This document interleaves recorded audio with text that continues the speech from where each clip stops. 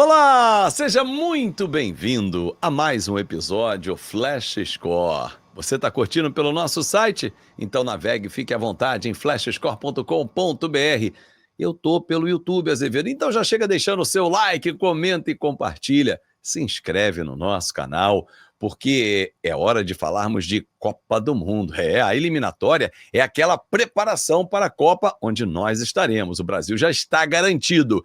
Antes de falar sobre o duelo com a Bolívia, numa altitude que para mim ela desequilibra o confronto, eu peço para você, olha, tá aqui um presente, QR Code na tela, é o nosso aplicativo, baixe, tenha muita informação na palma da sua mão e é de graça, é 0800. Eduardo Gerac, 4.100 metros acima do nível do mar, eu nunca fui. O mais alto que eu fui, 150, não posso ver. Qualquer 10 a mais.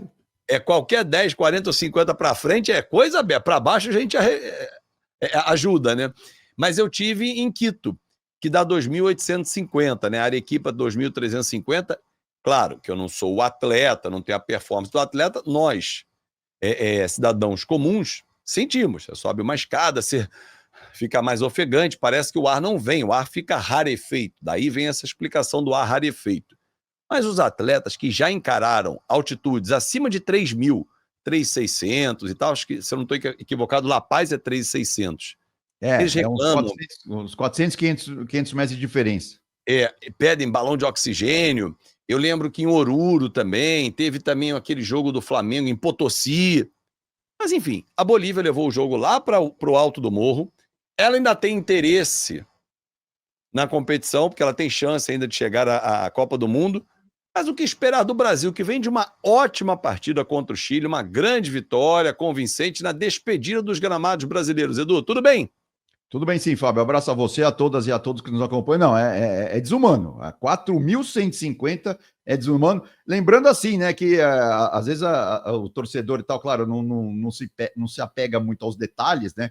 Porque assim, a Bolívia já jogava em La Paz, mas era no outro estádio, né? No Hernando Siles, né? Que é o estádio que ela normalmente usava nas eliminatórias. Inclusive já jogou lá 8 vezes contra o Brasil.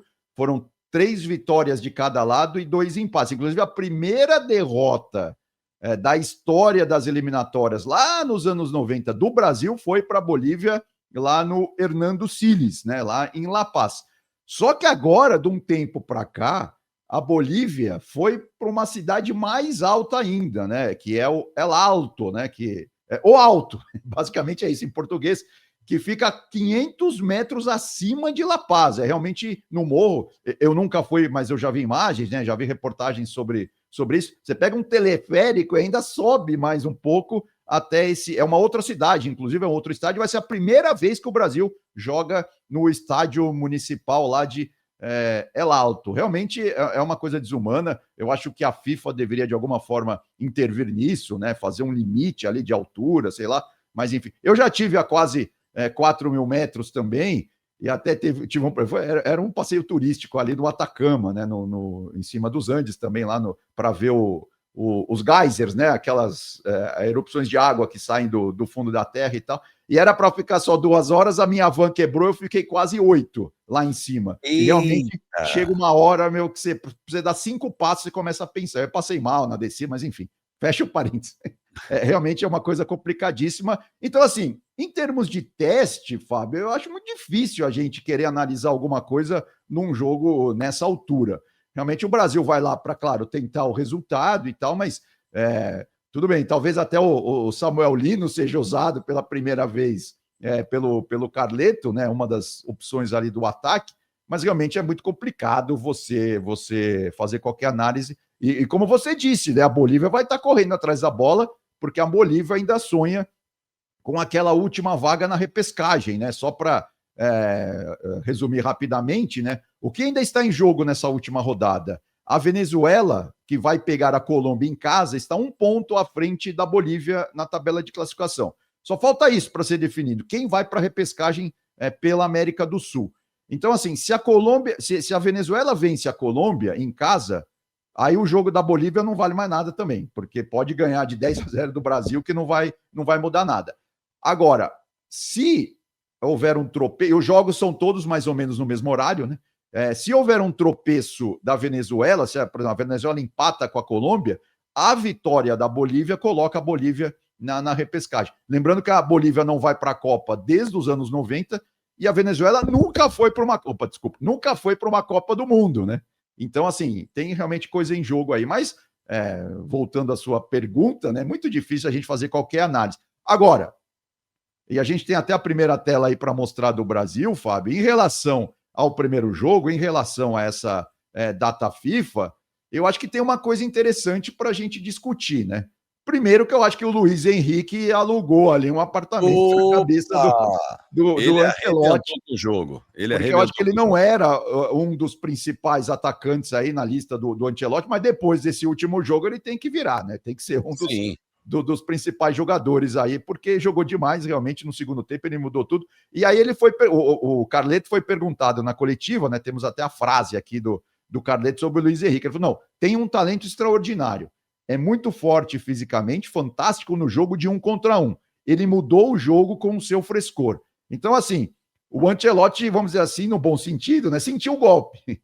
Ele quando ele colocou o Luiz Henrique, ele viu agora que o Luiz Henrique vai ter que estar nesse time aí do Brasil se continuar jogando assim. E aquilo que a gente já discutiu, né, no pré-jogo passado da partida contra o Chile, a gente tem muito pouco tempo, Fábio. Então, assim, não dá para ficar fazendo o teste. O jogador entrou, correspondeu, é ele e acabou. Assim, eu acho que o Luiz Henrique não sai mais desse ataque do Brasil. E aí, tem até a segunda tela também já para mostrar, porque tem a ver com isso que a gente está falando, né? Que ele também falou na coletiva pós-jogo. Ó, fazer uma lista de 26, 25 é muito complicado nessa seleção.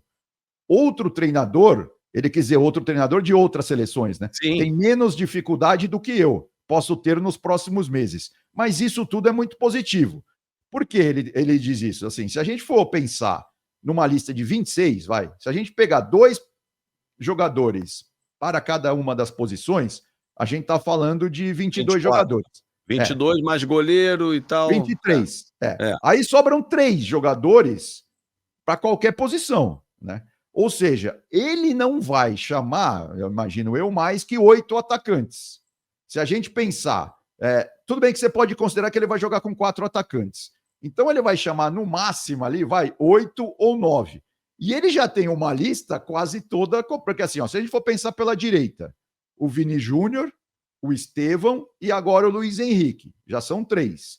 Ali no meio, que foi o que a gente discutiu também na falta do camisa 10, que não tem mais o camisa 10. Sim. Você pode pensar no Paquetá, né, pelo que ele tem montado o time aí. Fez gol, inclusive, contra o Chile. Exatamente. O próprio Rafinha já fez essa função. Jogou muito bem. Eu vou dar uma chance, vamos pensar no tal do Neymar aí, que também pode ser. Mas ele jogando não tem teste para ele, ele vai para a Copa do Mundo. Então, ele pode se recuperar e ser uma dessas figuras. Então, a gente já está falando de 6 jogadores, certo? Aí, pela esquerda, tem o Martinelli, né? O Rafinha pode fazer as duas, então não vou contar o Rafinha na esquerda, porque a gente já contou ele no meio. E tem, o Rodrigo, que também pode ser chamado. Então, a gente já falou aí de 8 jogadores, né? Mas e os atacantes? Ainda tem o Pedro, tem o Richarlison, tem o Matheus Cunha. Ou seja, vai ficar muita gente de fora, né? Se a gente for considerar que são 8 ou 9 jogadores no máximo para o ataque, aqui a gente já tem uma lista com muito mais nomes do que isso, né? Pelo menos uns 2 ou 3 desses todos os nomes que eu falei vão ficar de fora. Então, esse para mim, é o grande questionamento aí para as próximas datas FIFA, né? Como que estará o ataque do Brasil, como será montado, pensando já em Copa do Mundo. Olha, um questionamento que eu acabo de ler no site do jornal Catalão Esporte. Então, calma que já tem uma tendência, né? O jornal Catalão, então ele está já direcionando ao Barcelona. Ancelotti protege o Real Madrid na seleção e detona a escalação do Rafinha na altitude. Diz um trecho da matéria.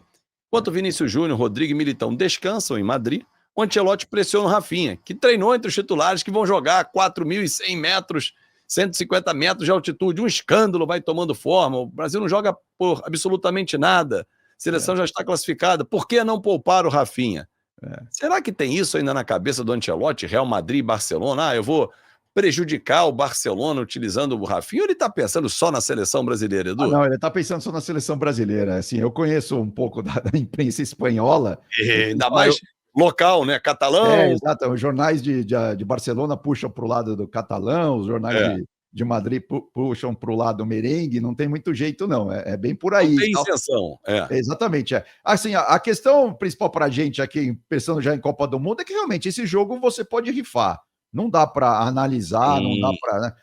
É mais isso, né? O que o Ancelotti até já falou lá na convocação. Na nossa live aqui, a gente repercutiu bastante isso, né? Sim. Naquele dia.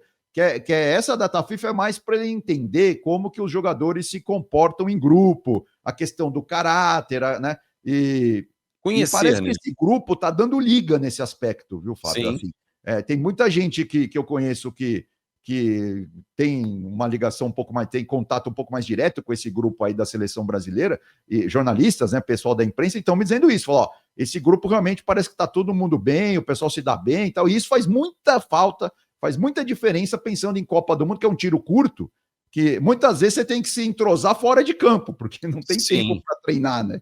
Então, assim, o jogador já, né, se você é amigo, se você está próximo da outra pessoa, fora de campo, dentro de campo, a coisa fica até mais tranquila, mais fácil. Agora, o Ancelotti tem esse abacaxi para descascar aí. Se ele estiver pensando em 8, 9 jogadores para o ataque, essa lista que a gente falou agora aqui já tem uns 12, né? Tem 11 ou 12 aqui. Então, pelo menos 2 a 3 ele vai ter que cortar. Então, essa vai ser, eu acho que vai ser a grande questão dele nessas próximas datas FIFA. Lembrando, mais uma vez, né, que esse ano, por exemplo, nas próximas datas FIFA, vai ser muito difícil o Brasil conseguir jogar com uma seleção de muito destaque do continente europeu.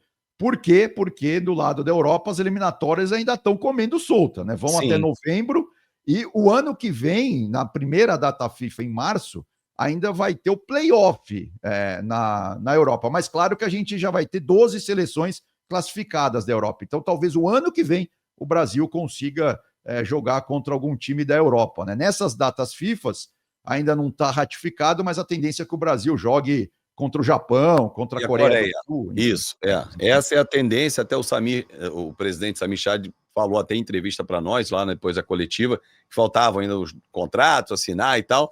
Essa é a tendência, eles estão tentando em março do ano que vem uma seleção de alto nível, né? Só lembrando que o sorteio da Copa do Mundo de seleções acontece dia 5 de dezembro, em Washington, D.C., a pedido do presidente. Já vai estar gelado lá. Vai estar, e que a bolinha do Brasil não esteja gelada, né? Esteja uma bolinha quente para cair num grupo bacana. Uma competição totalmente diferente, né? São 16 grupos com 3 seleções, avançando as 2 primeiras para uma 16ª de final, depois oitavas, quartas, semi, até chegar à grande final em New Jersey, e esperamos que o Brasil esteja por lá. Edu, forte abraço e um grande jogo para nós aí, uma grande transmissão para a nossa equipe Flash Score. Até a próxima, Edu! Grande abraço, uma boa transmissão para o Daniel Kaiser, então. Daniel Kaiser, que vai arrebentar contando tudo de Brasil e Bolívia. É o último jogo, hein, das eliminatórias. O Brasil já está garantido. A Bolívia ainda sonha em chegar à Copa do Mundo de 2026. Grande abraço para você, muito obrigado pelo seu carinho. Fique conectado em flashscore.com.br e também através do nosso YouTube. Deixa seu like, comenta, compartilha, se inscreve no nosso canal e baixe o nosso aplicativo que pinta na sua tela.